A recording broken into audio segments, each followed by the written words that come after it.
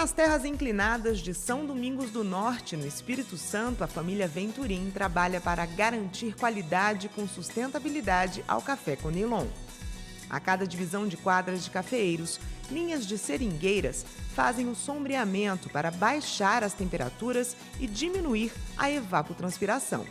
Por serem perenes e possuírem raízes profundas, as seringueiras ainda ajudam na infiltração da água de chuva e no controle da erosão. E também fazem uma franja de proteção ao redor das áreas de preservação permanente, as APPs.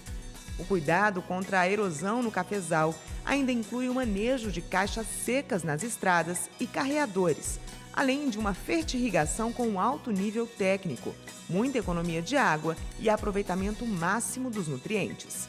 A família Venturim mantém algumas áreas de eucaliptos e cria gado, mas o negócio principal são os 97 hectares do café Conilon, tratado com polinização assistida e experiências de compostagem orgânica.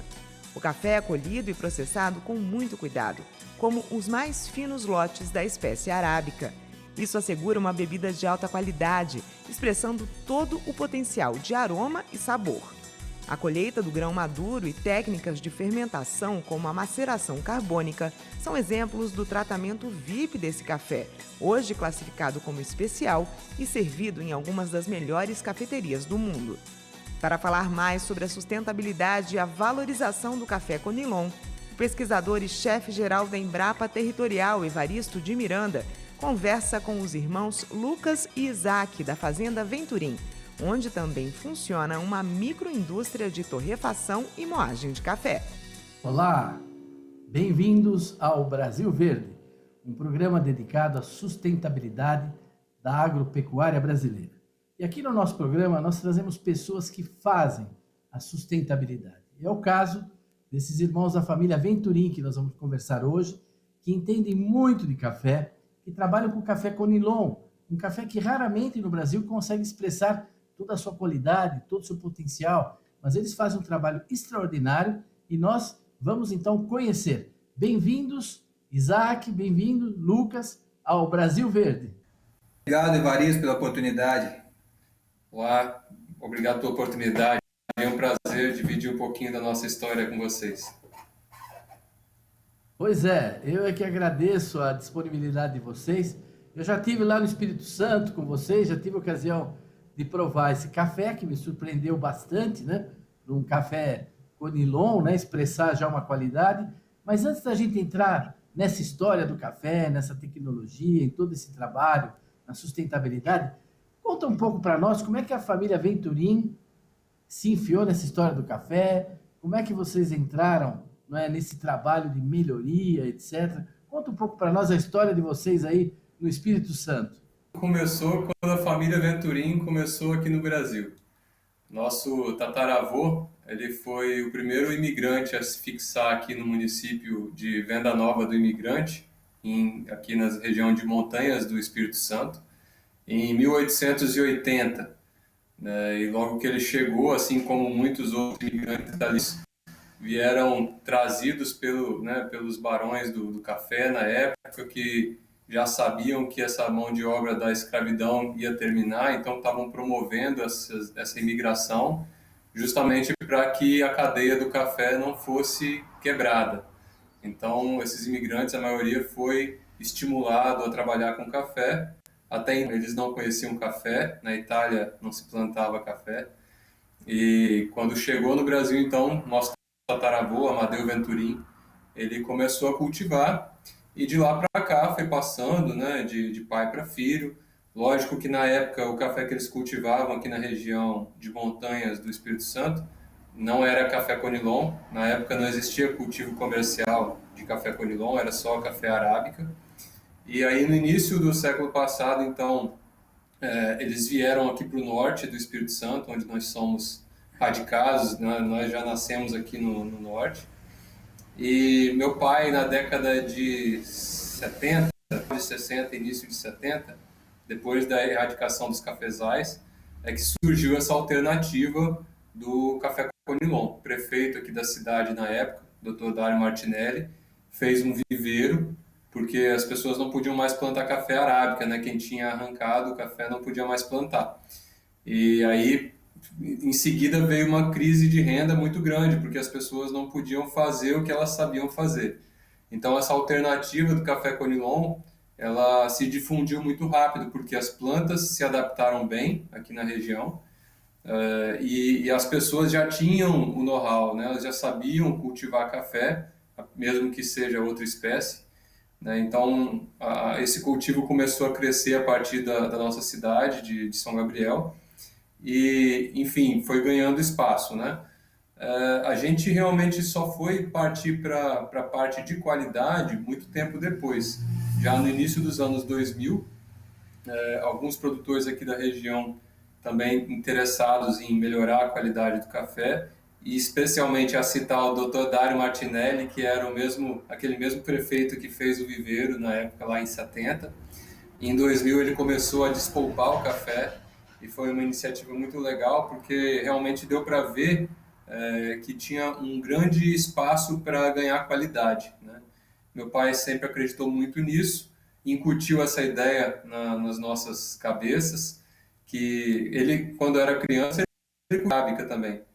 E ele sabia que o café arábica, para ser especial, precisava realmente de um cuidado especial. Não era especial só por ser arábica.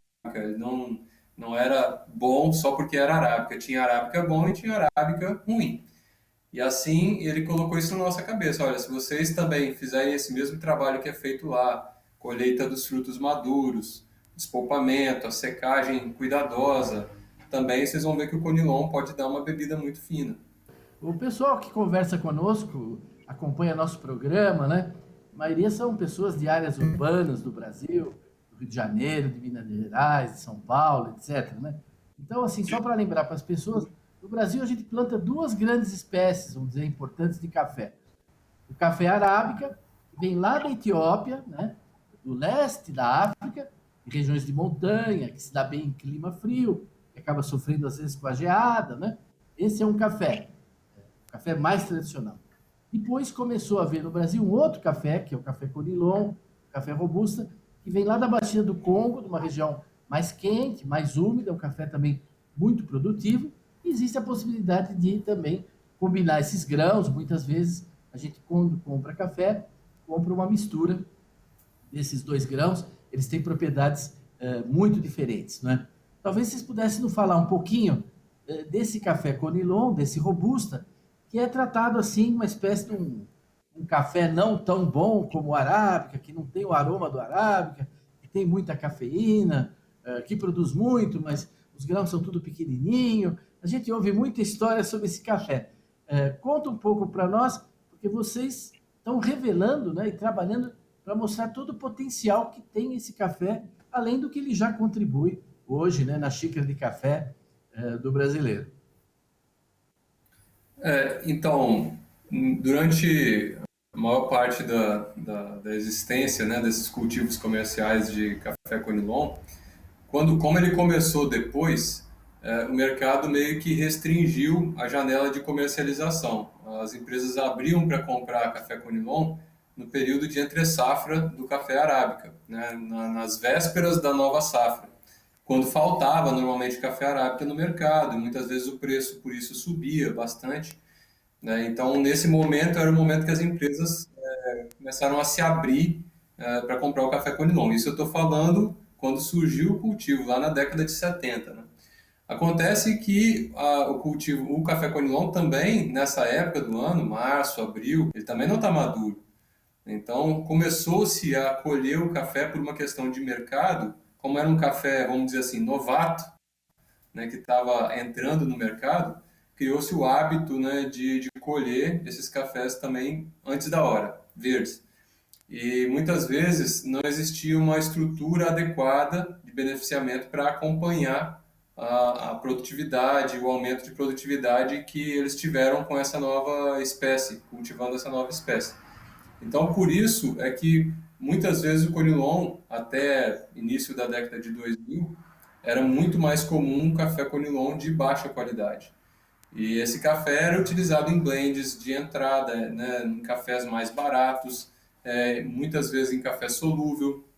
que passa por um processo industrial muito pesado, né? Enfim, às vezes as indústrias não estavam tão preocupadas assim com a qualidade da bebida final, né? Com o sensorial.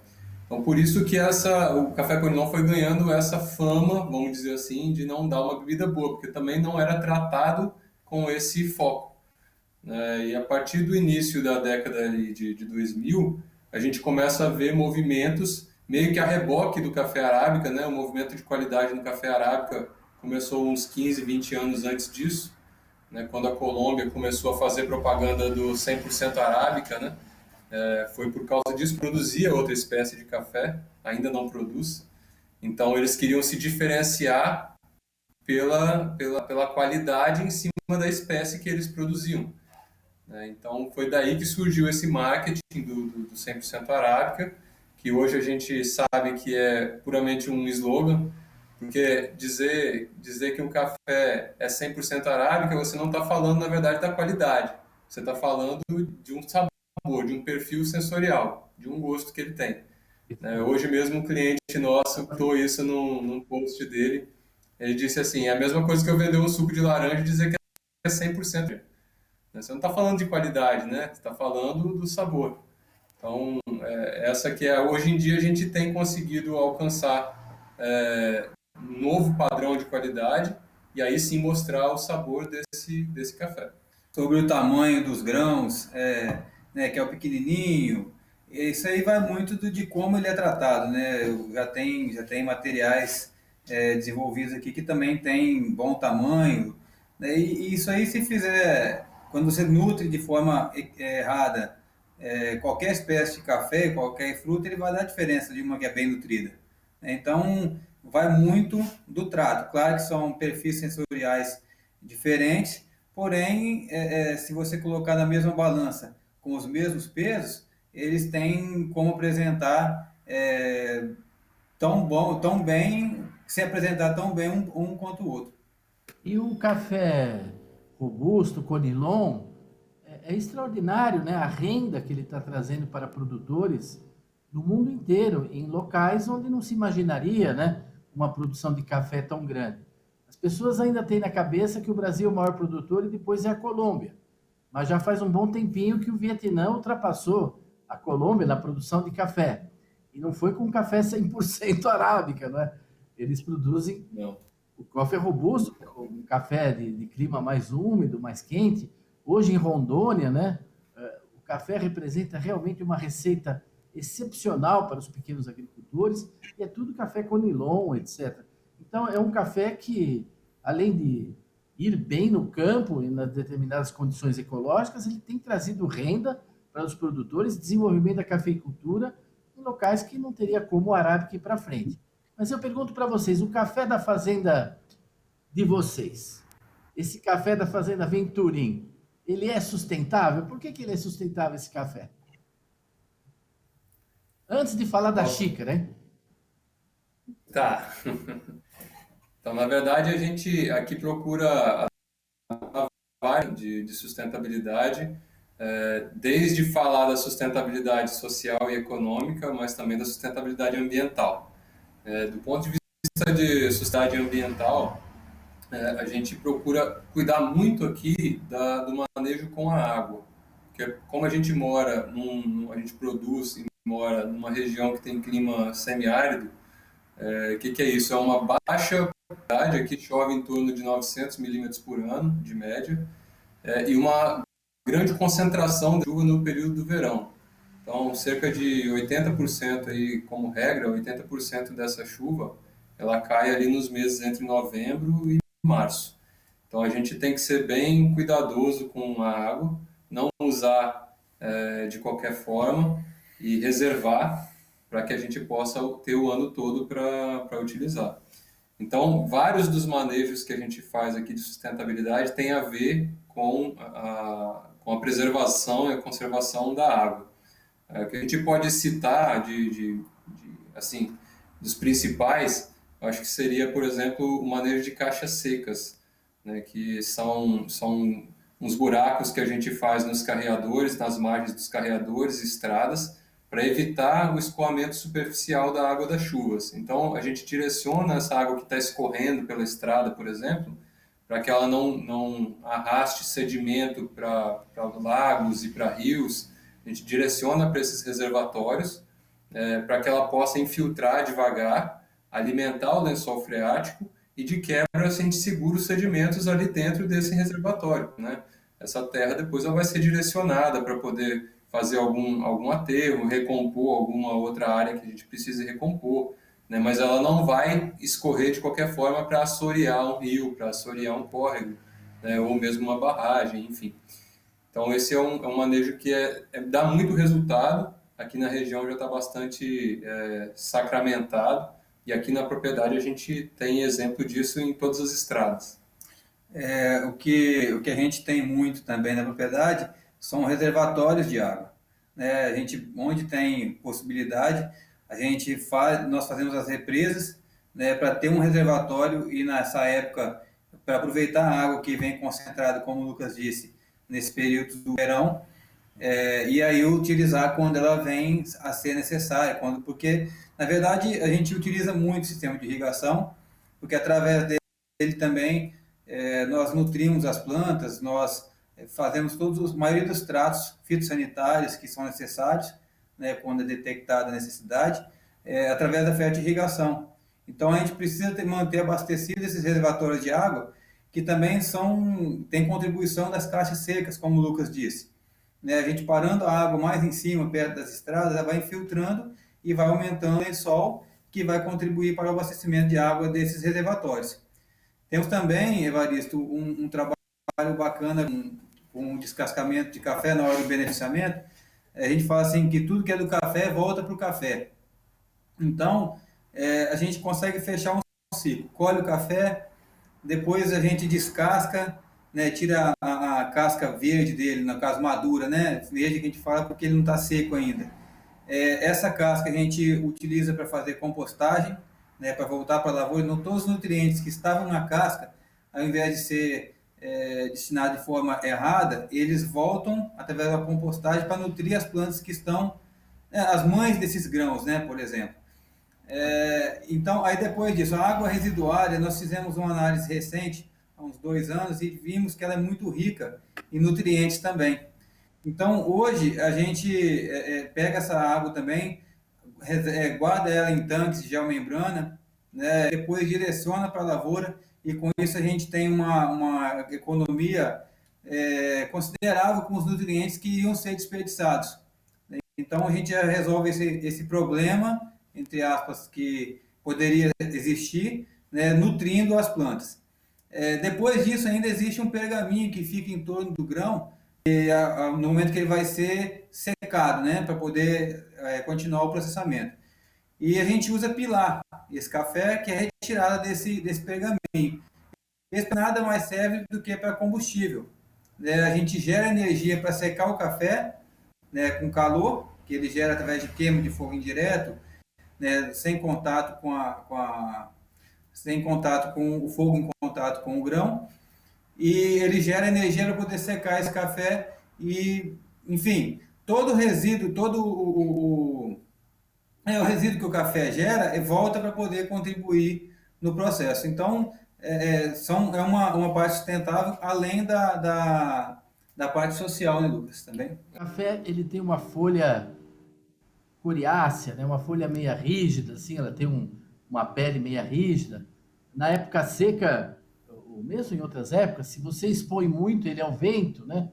Aquilo ali pode quebrar, ter microfissura, entra bactéria por ali. Então, assim, o café ele pede uma certa proteção. Quando ele está em encosta, ele pega muito sol. Vocês aí já estão numa latitude, eu não sei quanto que se é 13, 14 graus, qual é a latitude de vocês, mas sim, uma região bem tropical, muito ensolarada, né? Com chuvas concentradas.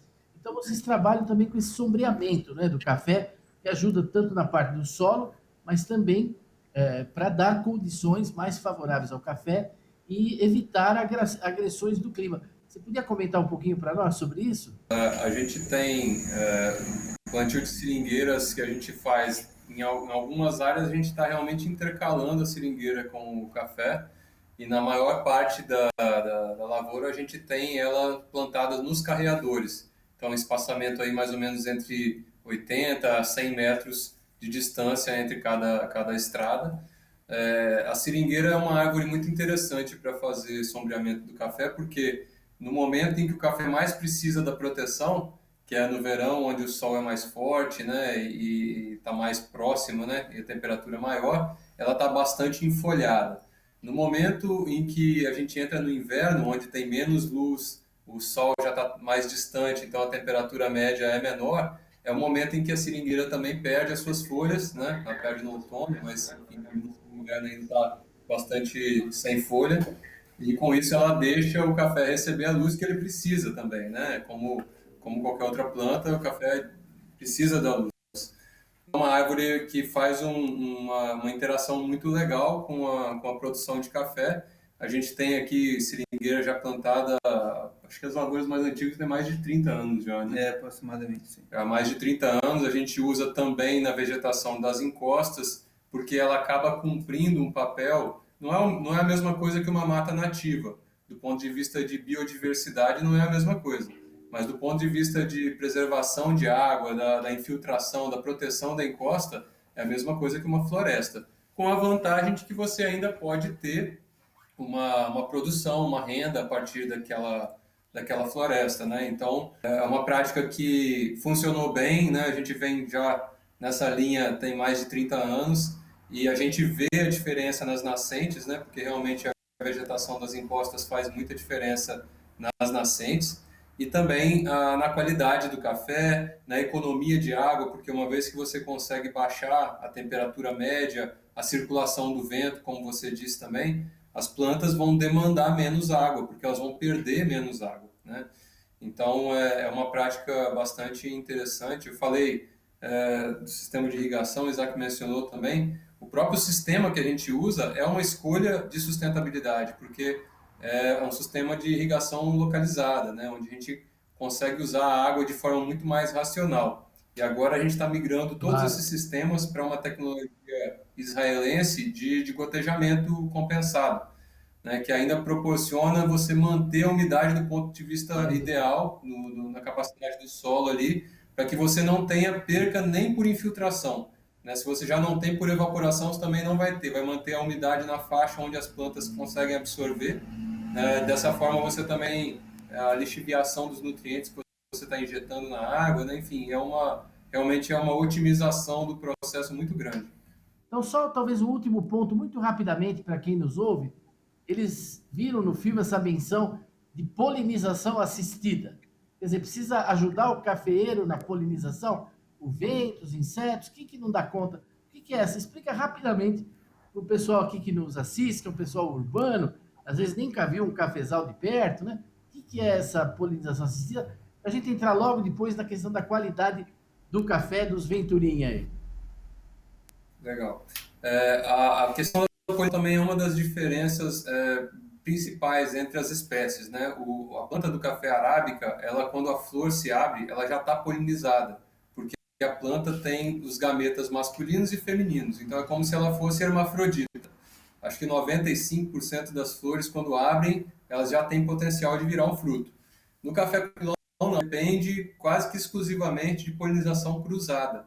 Então, ele depende desses agentes polinizadores. É claro que o vento faz também o papel de polinização, na espalha, né, o pólen, mas os insetos são muito importantes. Então, o que consiste em polinização assistida? É a gente saturar a lavoura no momento da florada com agentes polinizadores. No caso aqui, a gente faz com abelhas, através de uma conexão também que é promovida com a Agrobi, que é uma startup aí de Campinas até, que conecta os apicultores com os produtores. Então, no momento da florada, 10 dias antes, eles trouxeram para cá as colmeias, a gente colocou nessa área. Esse ano nós fizemos uma área piloto ali de mais ou menos 10% da nossa lavoura, para que as abelhas se entrosem, conheçam o espaço. Durante o período da florada, então, é intensificado esse trabalho de polinização pelas abelhas.